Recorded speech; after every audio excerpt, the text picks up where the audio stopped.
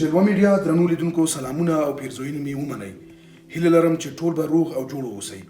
غواړم تاسې ته په دې هکله خبره وکړم چې ولې باید د کرونا ویروس د شیوع پر مهال کور کې پاتې شو. ولې ډېر روغتیا پالان په دې باندې سپارښتنه کوي او ټینګار پرې کوي چې باید موږ په کور کې پاتې شو. لومړی دلیل دا دی چې په کور کې پاتې کېدل د دې لامل کېږي چې ټولنیز واټن رامنځته شي. ټولنیز واټن په دې معنی چې موږ د یو بل سره ونه ګورو، یو بل سره خبرې ونه کړو، یو بل سره روغبړ ونه کړو، ځکه دا ویروس چې دی دا د یو شخص نه بل شخص ته د تنفسي سیستم له لارې او د تماس له لارې انتقالېږي. دویمه خبره دا ده چې په افغانستان کې په ځانګړي ډول موږ روغتیایي سهولتونه او طبي وسایل دومره زیات نه لرو چې وکولی شو د کرونا ویروس ټول ناروغان تثبیت کړو.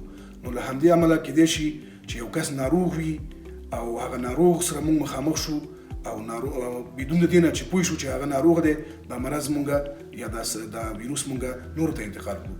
درېیمه خبره دا ده چې ځینې خلک فکر کوي چې مونږ به بهر ووځو، د چا سره به اړیکه نه نیسو، چا سره به تماس نه کوو، چا سره به روغبړ نه کوو او بیرته به کور ته راوګرځو او ډیر ګرځي. لکه دا اوس چې په کابل کې ګرځبندیز هم نافذ دی، خو بیا هم ګورو په بازار او ښار کې ډیر خلک ګرځي نه ګرځي. دا خلک باید په دې پوه شي چې که چېرته د الفکونو سره، د دیوال سره، د ډیرو سطحو سره چې تاسې تماس نیسئ، نو کېدای شي تاسې ته دا ویروس انتقال شي، راولېږدول شي او بیا تاسې د خپراوي لامل شئ. بله مهمه خبره دا ده چې ځینې خلک د مطبوعاتو او د رسنیو د اغېزې لاندې راغلي دي او فکر کوي چې زه خو ځوان یم، د معافیت مې لوړ دی او کېدای شي نه مریضېږم، نو زه باید بیرون ووځم، نه غواړم چې کور کې پاتې شم. دا ډېره ناسمه خبره ده، ځکه که تاسې معافیت لوړي یا تاسې ځوانان ویستئ، اول خو دا تثبیته نه ده. همدا نن ډېر داسې ځوانان 38 کلن، 15 کلن، 16 کلن ځوانان د ویروس باندې اخته شوي دي او حتی له منځه تللي دي.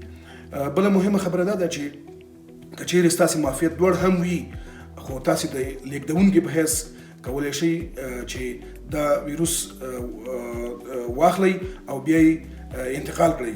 او کله چې مو انتقال کړو کېدای شي ستاسو په کور کې مشران موجود وي او مشرانو ته تاسې خپله خو به اعراض علایم ښکاره نه شي، خو مشرانو ته به دا ناروغتیا انتقال کړئ.